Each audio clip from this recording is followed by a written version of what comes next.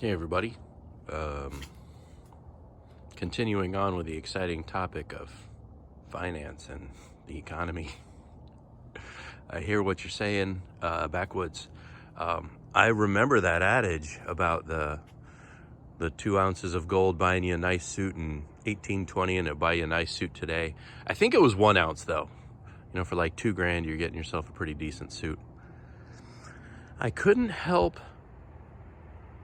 but think about it. And here's the question you got to ask yourself, and I'm just kind of playing with this concept a little bit. So, do you know what else is, by that logic, the same from 1820 to today? The suit itself. So the value that the person creates when they make that suit, custom suit, is the same as it is today, which I believe enforces my proposition that gross domestic product is the thing that matters. An apple today is like an apple in 1820. Has the same intrinsic value. You can eat it, you can look at it. Yeah, they're a different shape, I know. Kiss my ass. If you thought, oh, well, in 1820 an apple was blah, blah, blah. Yeah, I've had one of those apples. They're delicious, I get it. Well, in 1930, William Hearst Hemingway bought all the apple orchards so that nobody could smoke pot. Whatever. Okay, that probably makes no sense. That whole Randolph Hearst argument that potheads use for paper and hemp. Dude, that was the one thing I always hated about Joe Rogan's podcast. Whenever you'd get him on the whole marijuana thing, he'd always talk about the conspiracy theories surrounding how marijuana became illegal. But I would say a marijuana cigarette in 1960 is probably worth the same as a marijuana cigarette today. Things do change. Finance really changes a lot of things. So I don't know if you can see it or not, but I'm pointing this at an automobile. An automobile in 1930 probably has the same value as an automobile today. We're all in the rat race, or the rat race is probably more post-World War II. So let's say automobile in 1951. You're going to need it to get to work because you're commuting. However, the dollar amount that you're going to spend on that car is going to be so different today. My theory on that is from bank finance, because market price and availability of price drives up everything.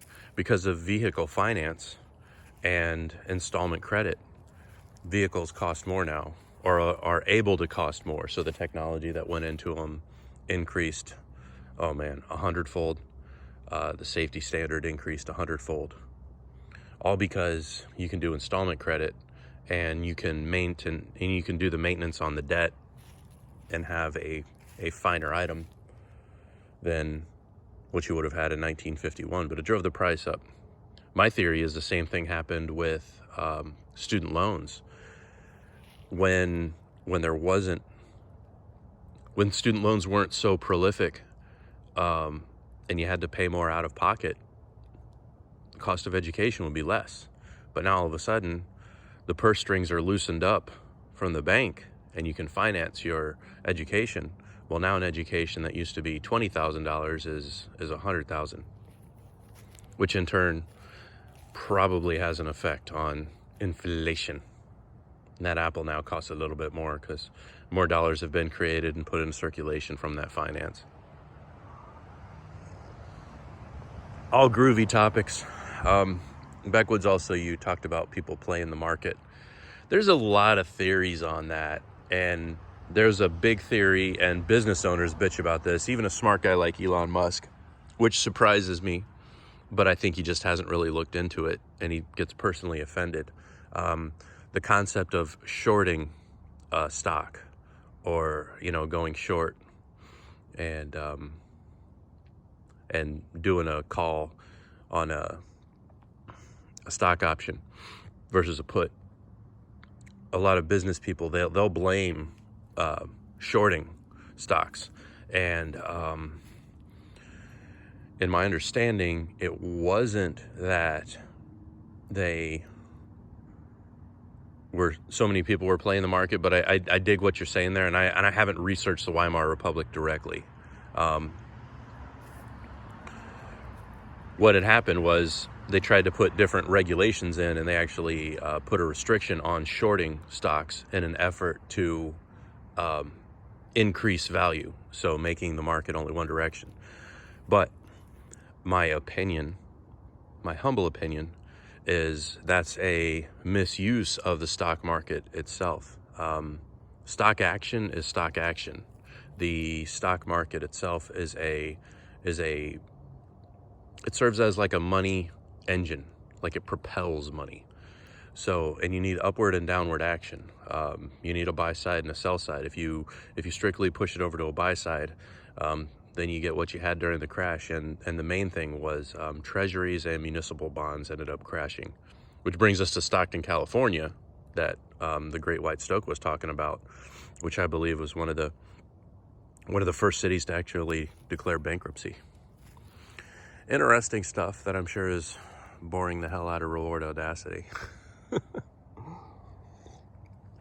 I will say, stock trading, in closing, some of my younger people that work around me, they're into the whole Robinhood thing, and I see them like doing like their stock picks and doing the one thing. It's honestly, it's little more than gambling when you trade that way. Brokers and money markets, I believe they do different things and they hedge different things, and that is where the GameStop Robinhood thing was so interesting. Was they had actually exploited an automated hedge of an undervalued stock, and then they actually did a grassroots short squeeze on the value, and took advantage of the algorithms that those big industrial investors had set up. Pretty wild. I got over to Reddit and read some of the crap, though. People that were dogpiling on it were pretty nuts and crazy. But that is a different topic. Not that this video had a topic. Golly. In closing, though, listening to Great White Stoke's video last night, it was almost like he didn't watch Sned's video at all. Either he had it recorded already, or he had his other notion. And the answer,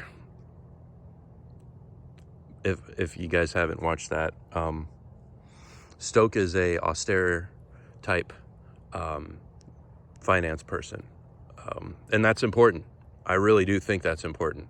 Not as simple as a dollar, but it's really important, because if you do have somebody on the dole, what does it take to support that person on the dole? Somebody needs to look at the bottom line. Now, when the bottom line is, in the case of, say, the United States economy, when the bottom line is an output of $23.5 trillion in production creativity, but you're saddled with a $30 trillion debt. What does that really mean? What's the maintenance on that debt? Now, a lot of that, or some of that, is treasuries, which are very low interest. All of these debts can be renegotiated, because what Sned said, we're not talking household debt here, but you're dealing in negative numbers. And I don't know offhand what comes after $1 trillion, but I would wager that we're going to find out.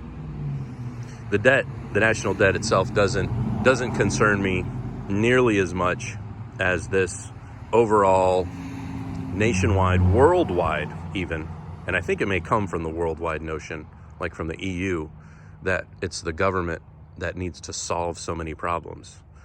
Is there that much of a lack in the private sector? Have we gotten to the other side of that curve? All right, y'all. I guess take it easy. Catch you later.